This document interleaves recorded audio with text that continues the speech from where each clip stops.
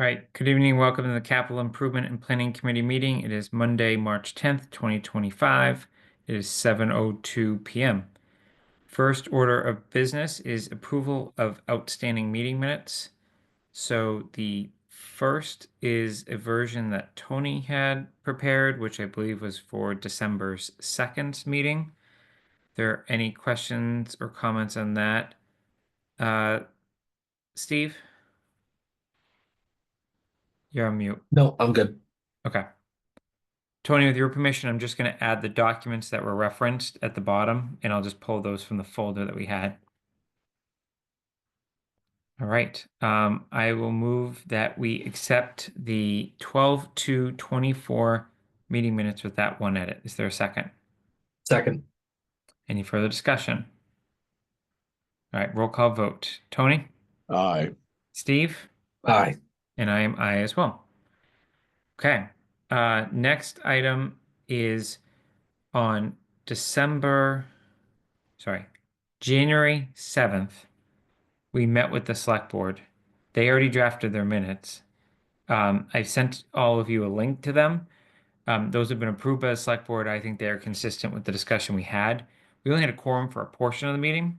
So I'm planning, unless someone has any objection, to move that we accept that version as our version of the meeting minutes too, and submit those. Is there any objection to that approach? Nope.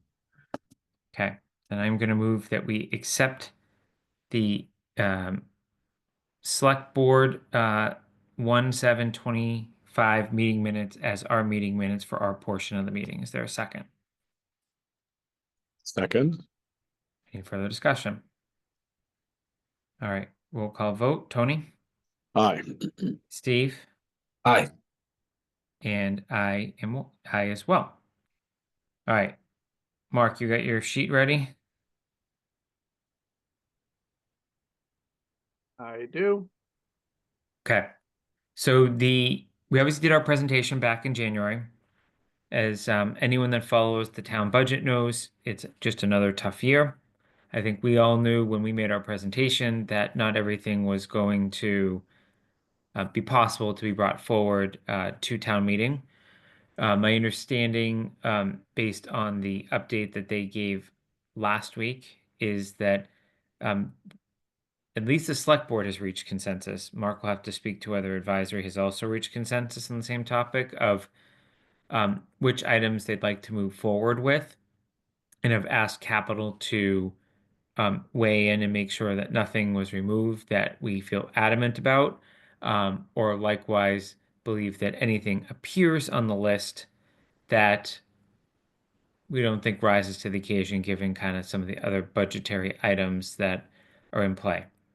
I will also acknowledge that while I was not part of the process, I have been informed that every department head had a role in any item that was removed. So if an item was removed, the department head is not presenting a counter argument to it. They're comfortable that their priority items are being dealt with in the proposal that's being brought forward. Fair statement, Mark?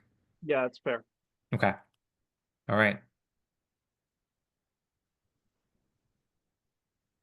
Do you have something you can screen share, Mark? Yep, I believe so. Right. We do not see anything on our end. Now we do. Sort of. Coming. There we go. Sorta.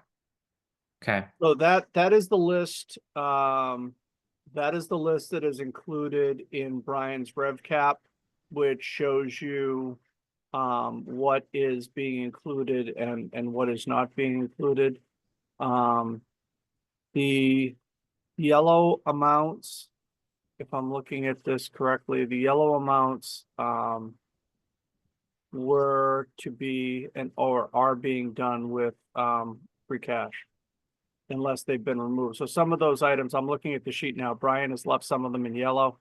All right, you know what, I'm not going to commit to what yellow is because that's not, I'm That's a lot wondering, of free cash. yeah, I think the yellow is what they were when Capital last saw them. it could be. And I think you can tell the free cash over on the right. which the lines don't all add up. So I will walk through this just Oh, yeah. Sorry. Yeah, you were all the faces were blocking me. So yes, yeah. that is a Okay. free cash over there. Okay. So I'm just gonna walk through where I think we left off, and then Steve or Tony, I'd ask that you interrupt me if you have any questions or feedback on an item, then we'll just um take a holistic motion if that works for you. So the top two are capital maintenance funds. Those stayed intact. I think one is recreation, one is facilities at 25 and 100. The DPW roof, it looks like John Parent has pushed that one back a year. Flag school, I think, was reduced, but not eliminated. So it was reduced by 25,000. The overhead doors in the townhouse HVAC were pushed back another year. Full disclosure, those items have been pushed back a few years now. So I think we running up against a window there, Mark, that we'll have to continue to monitor. The fire medical equipment stayed as is.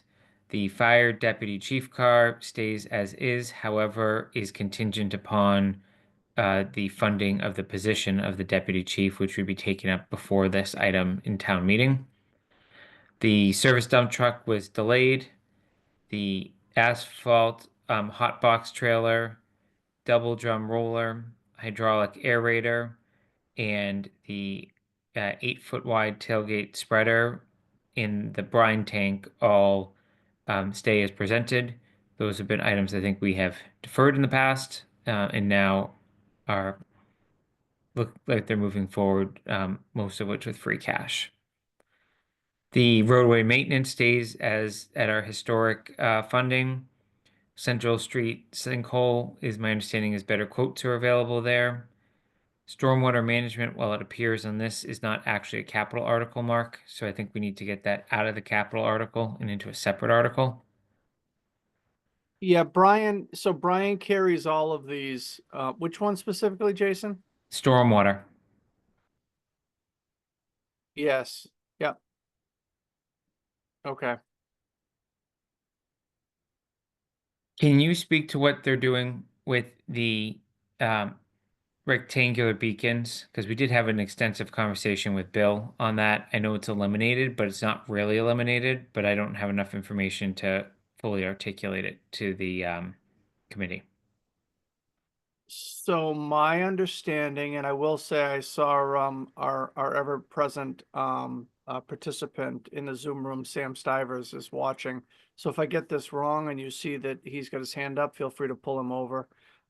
My understanding is that we were able to get these from the state for free. The cost of the issue is the installation cost. And I believe that there's been conversations with the private schools about paying for the installation. So if we provide the units, they will pay for the installation of them in the areas that they are requesting them. And that's for the private schools. My understanding is the public schools ones will be dealt with Chapter 90. I So just we're believe not that's the see. case, yes. Okay. Okay. The pipe kit camera was removed because I think it's already um, had to be purchased with the grant. That's correct. Fin school classroom floor replacement, that's staying as presented. Tech infrastructure at Woodward is staying as presented. Um, Woodward air conditioning came out. Trotter Tech came out. Trotter AC came out. Trotter stage curtain stayed in. Uh, then the police cruisers came out. My understanding is we are getting the police cruisers, Mark, but they're coming from a separate funding source. Yeah, my understanding is that there is at least one cruiser that has been committed at this point by one of the private schools, and the other one is hopefully imminent. Okay. What are we doing if that doesn't come to fruition? I do not know the answer to that yet. Okay. Um, so my personal view, and welcome others, is I would just ask that the select board make sure they have a plan if they're pulling this from the warrant to secure the two cruisers, given what we've heard from the chief over the years. And then the Trotter School roof, as everyone recalls, this was a $5 million number in the plan when the schools came in front of us. We do have a state grant that's been approved to fund somewhere between 35 and 40% of the final construction.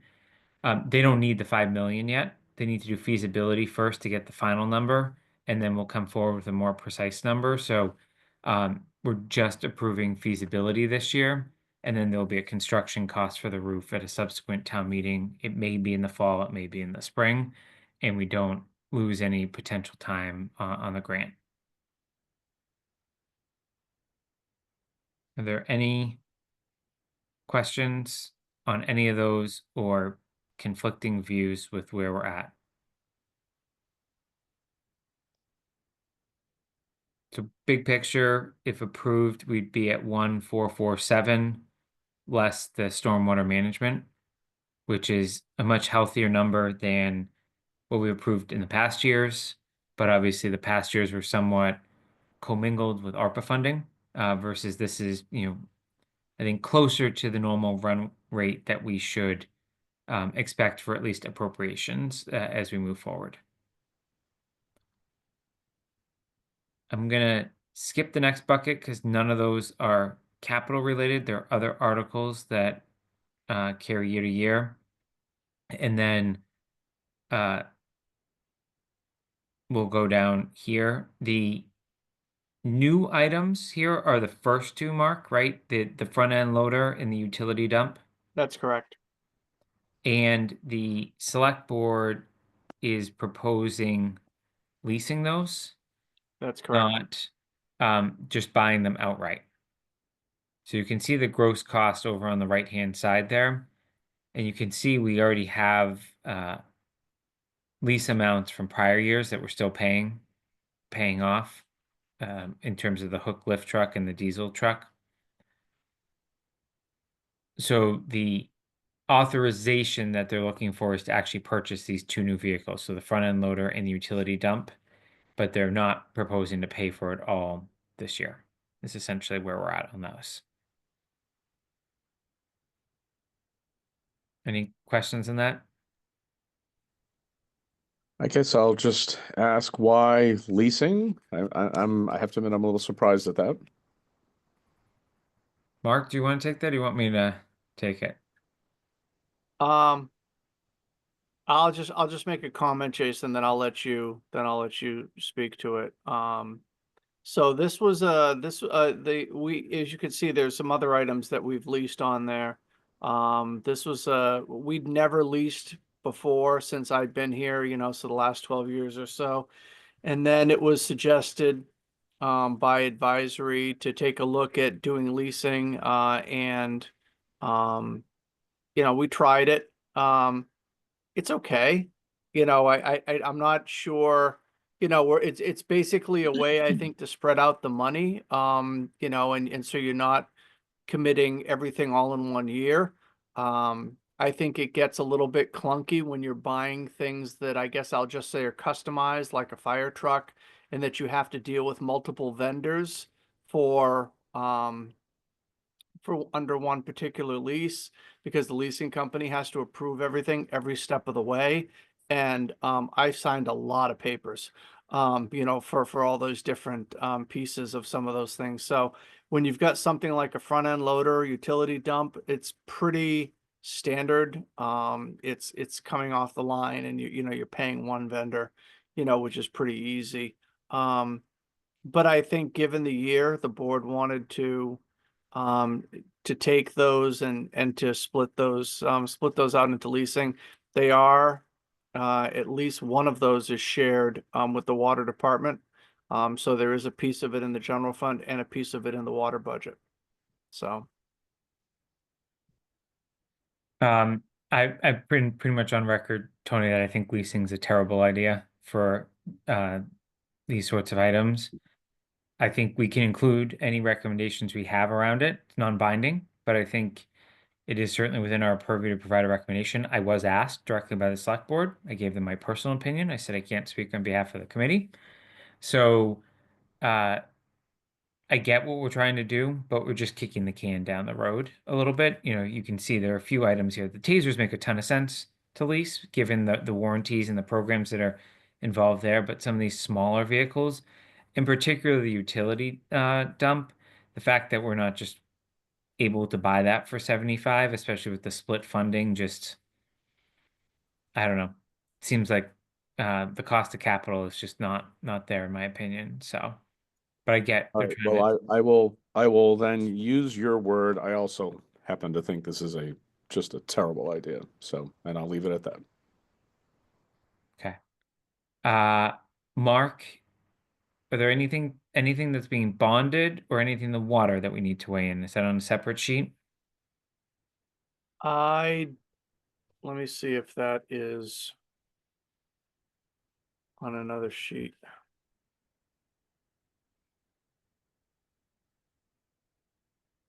Hang on, I just have to move all your faces so I can see.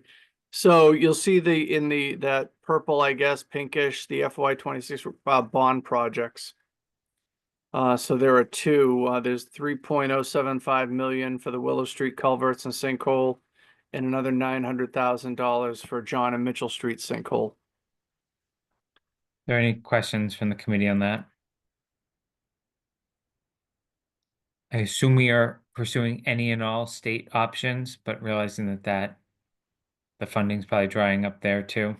Yeah, we did. Bill Cundiff was able to get a grant to help with the engineering and design.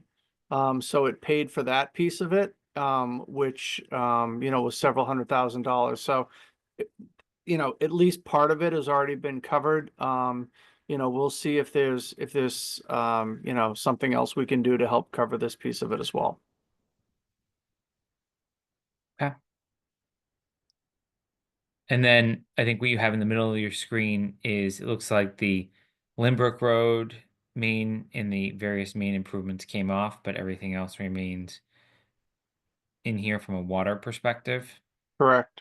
But some of these items are duplicative of what we saw on the other page. It's just the portion that would come out of the water fund, correct? That's correct. So they're split. The funding sources are split between the general fund and the water fund. Okay. Any questions on any of this? All right, I'm going to make two separate motions. My first is just going to be about the projects as a whole. So I'm going to move that the CIPC support the general fund appropriations, the items, the concept of the items being proposed for purchase through a lease, the water fund items, and the bonded items that are related to capital for purposes of the FY26 warrant. Is there a second? I'll second. Any further discussion? All right. Roll call vote. Tony, Aye. Steve, Aye. and I am I as well. Gonna make a second motion that the CIPC strongly discourages the use of lease funding and would advocate that at least, Mark, go up, I think it's the utility dump.